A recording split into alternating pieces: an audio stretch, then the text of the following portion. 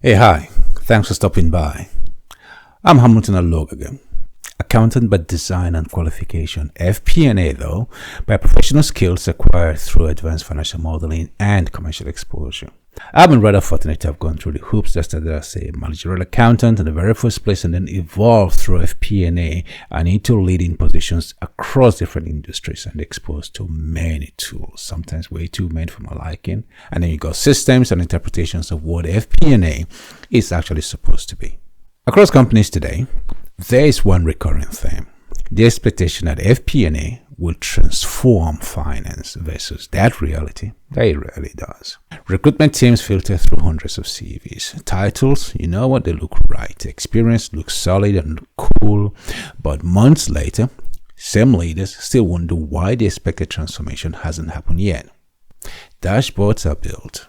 Reports look modern.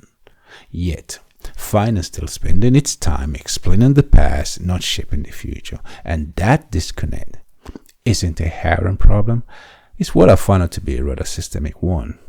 If you look closely, all the ingredients that led to the 2008 financial crisis are right here again. Got excessive reliance on surface metrics. You've got beautifully formatted reports that lack structural meaning. And then you've got models that predict outcomes without actually going through what truly represents how businesses work. The global economy is just coping differently this time.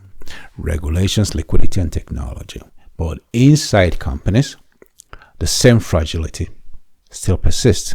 Back in 2008, I was working on a private equity-backed build, and I realized something rather fundamental. FP&A was never, ever a reporting function. It was, and it still is, a system of understanding. That particular moment then changed everything, and how I approached everything around what to do with FP&A and what was to follow. Because when you treat FP&A as a system, you stop asking what's the variance, and then you start to ask the right question, which is understanding why that variance exists, what drives the creation, and what levers can change it, and what has to happen when you adjust it, and what will happen when you adjust them. That's what I build: structured, driver-based ecosystem that link operational logic to financial reality across the department, and systems that make finance not just a mirror of the past, but a model of the business itself. We all understand that by default, companies do what they know to fix the problems that they've come to identify. We get all that. They recruit, they buy another tool, they reorganize reporting lines. That's natural. Alternatively, and fortunately though, some companies on the other hand are embracing solutions that actually solve that particular problem, but at a fraction of the cost, but with far deeper expertise than they would have alternatively done if they have gone for a higher full time. And you know what?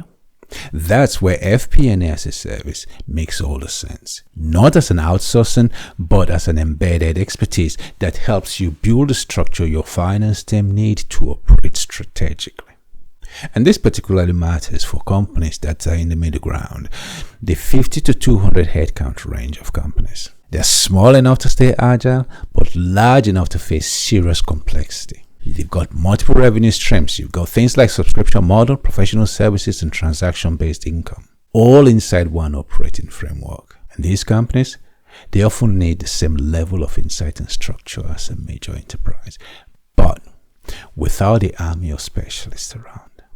No internal head of FP&A here, a modeler there, a business partner somewhere else. They need one coherent system, not layers of fragmented support.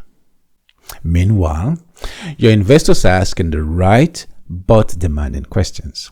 You've got your VCs on the one side who want growth narratives supported by robust metrics, and then you have your private equity partners who just want proof of your integration efficiency and synergy capture. Your PLC investors, they simply want that consistent value creation. Each has a different language, but all expect the same clarity, the same structured understanding of how your numbers translate to reality. And that's the beauty of why I do what I do. Not just to build reports, but to build financial systems that explain the business in real terms and in real time. What stands out every time is that when FP&A becomes that system of understanding, finance stops reacting and starts to lead. And to help companies better, I always encourage you to watch the curated demonstration video. It walks you through your challenges and then shows how a structured driver-based model resolves the FP&A problems at its root. And to wrap it up, I'm Hamilton Alogaga. Thank you for watching and welcome to a different way of financially planning and analyzing your companies.